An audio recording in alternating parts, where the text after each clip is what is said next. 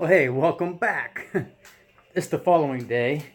Um, Getting ready to start mixing the epoxy. I'm all set up again. I've got I've got my project here completely level both ways here. You don't want the when you start pouring this, you don't want the fluid to be thicker in in one side, because it's going to fall toward gravity. So um, make sure your project is level. So I'm going to turn the camera off, and then I'll mix up my solution and I'll start pouring. All right, I mixed I mixed two parts. Well, let me try to explain this. It's tough to explain. On my cup here, you have measurement here. I put in number 2, and I think I put in, well, I know I put in a little bit too much because I didn't want to fill it up. I wanted to do it about halfway, which is where I'm at now. So about halfway, and I want that to dry a little bit so I can put some, I was thinking about putting some gears in there down below. So I mixed a little bit much, so I happen to have these extra little what do you call them, silicone molds, and these are little shot glasses. So I'm gonna make a couple of shot glasses with that extra I poured. So I'll give that maybe several hours to where it hardens up, so when I put the gears in there, they won't just float to the bottom. Like for instance, I'll throw this little gear in here. Oops. I'll throw this little gear, and it'll just sink to the bottom.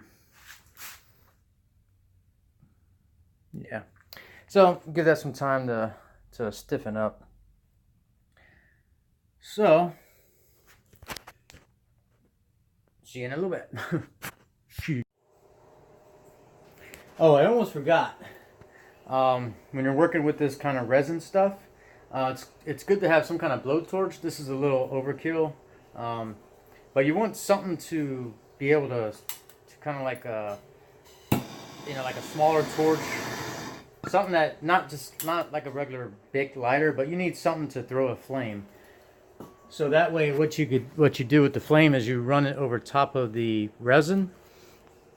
So if there's any bubbles that come up to the top, if you don't use a flame, they'll stay there, and then when the stuff hardens, you'll have all these bumps on top. So the flame will actually pop all of the bubbles that will rise to the top. I guess I can show you as an example here. I see a couple bubbles on the top of that one. There we go, and it just popped all those little bubbles.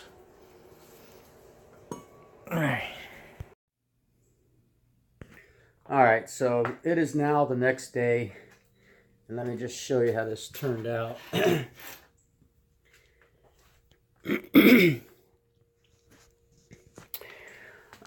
Let's see, the flat surface, I don't know, you can see all these little ripples in it. I guess it's okay. I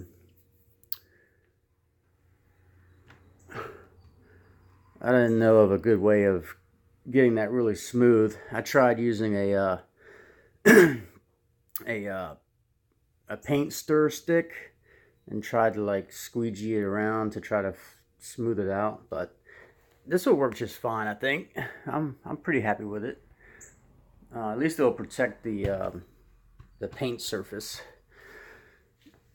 So here we go. Here's my oldest kid's birth date, and I got gears and stuff in there. It's pretty cool. I got her birthstone, and I didn't know it would turn out like this. You can't really even see the stone. You can see the color, but I guess because of the resin and with with the stone being clear, you can't really see the cuts and everything that's in the stone, but that's okay. This is pretty cool, I think. It might be a little weird to a majority of people, but here's one of her baby teeth, and here's another one, and this is my youngest, and her birthstone as well, and even got a couple of her baby teeth. There's one, and there's one with a little piece of glitter over top of it. She likes blue, so I threw a little bit of blue glitter in there. And then my oldest likes purple, so there's some purple glitter, just a little bit, you know. So there we go. That way, I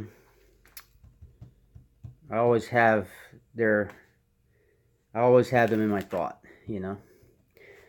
But let's go put this in the van.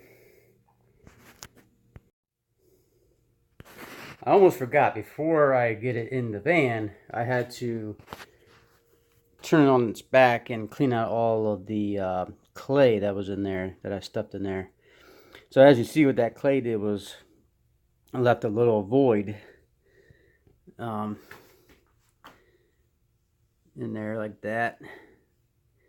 This is a pain in the ass getting all this clay out, though. I'm sure there's a better way of creating some kind of void, or creating some kind of I don't know what you would call that, like a like a dam or something, you know.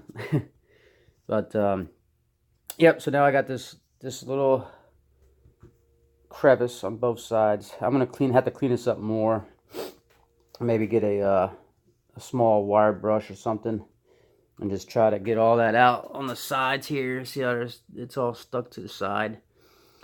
So yeah, this clay, I did this on the last way I did it with this clay as well, on that other piece of board. But I think maybe if I use like because this clay, it's like, I don't forget what it says, but it's like clay that doesn't harden, so it just kind of like stays moist and wet, kind of, I guess is a good way to explain it. But anyway, so maybe a different kind of clay, or maybe styrofoam or something. But there you go. So that's that. And then probably gonna take a sand, my palm sander, and give that a nice sand on the back here on both sides. And yeah, so I gotta do all that before I get it back into the van. Oh, and then I got some cleanup to do, like you know, where the solution kind of dribbled and dripped. And then you can see on the sides here, kind of, it bunched up on the bottom here, all the way around. Probably hard to see, but I may have to sand that off for it to fit flush. So there you go. It's a little bit more work to do on this thing, but I'm pretty happy with it. Oh yeah, look at that. So can you guys guess what will be going in this crevice? Put it down in the comments if you think you know what's going to go in there. All right. So another little update here on the project. I cleaned up a lot of the clay that was in there. And I have my little Rotozip with a kind of like a Dremel attachment, and took down all those little high spots with the resin where it was dripping. I think I'm just gonna leave. It's probably hard to see, but I think I'm gonna leave that little. It's like a little raise on the bottom here. You can see it there. I think I'm gonna leave that, because if I try to sand this, it's really difficult to polish it back to this really shine, you know, to this shine. So I think I'm gonna leave it like that. So it looks like it's pretty decent. It's just that again, the top. There's probably a better formula for the top. I think someone left it in the comment in my last video, but you can see all the little ridges and stuff. But I'm not gonna let that get to me too bad.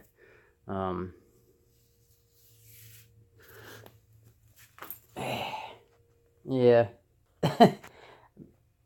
Maybe it's just a cool look. Maybe I meant to do it that way.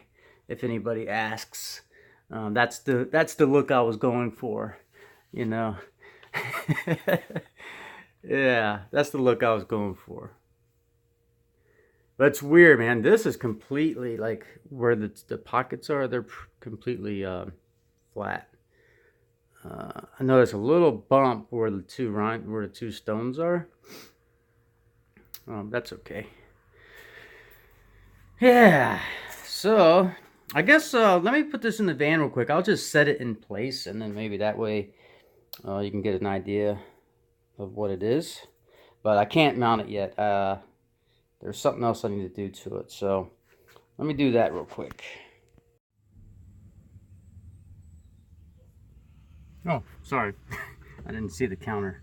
All right, so the counter to let me know it was recording. Anyway, all right, I got this in place, and I'm pretty happy with it, man.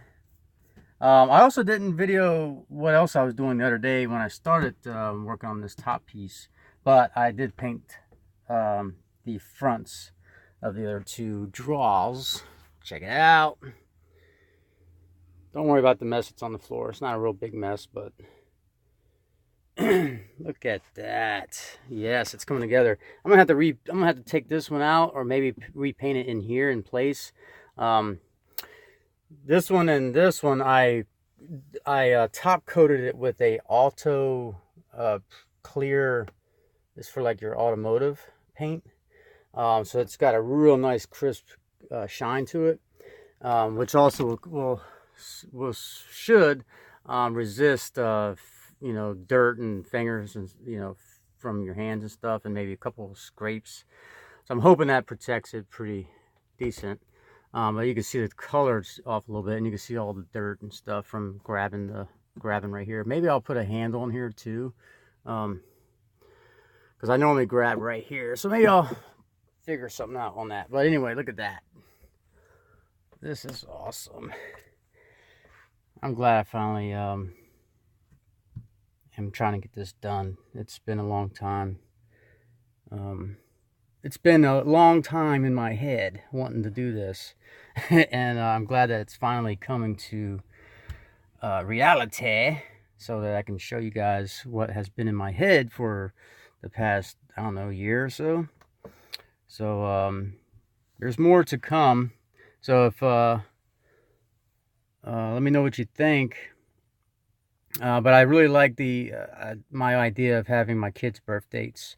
That way, they're always kind of like with me in the RV. I guess it's kind of corny, but but they're always in my mind already as it is. But at least I think they'll get excited when they come and see this, that they are thought of, and they are kind of a part of the RV. So I don't know.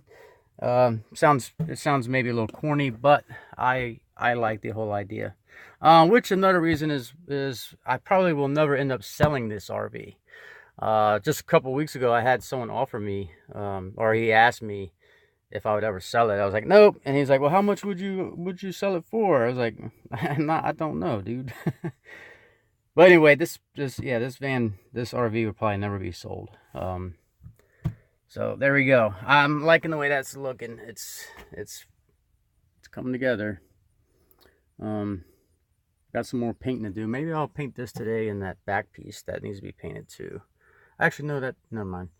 Yeah, just this and the one down there. All right, I think I'm gonna end the video at that, guys. Let me know what you think. How it looks. Yeah, it's getting there. It's getting there, and can't wait till it's all said and done. And that way I can kind of move on to some more other projects. I've already kind of done that in the past. It's just that this thing takes a lot of time and a lot of effort and a lot of mindset.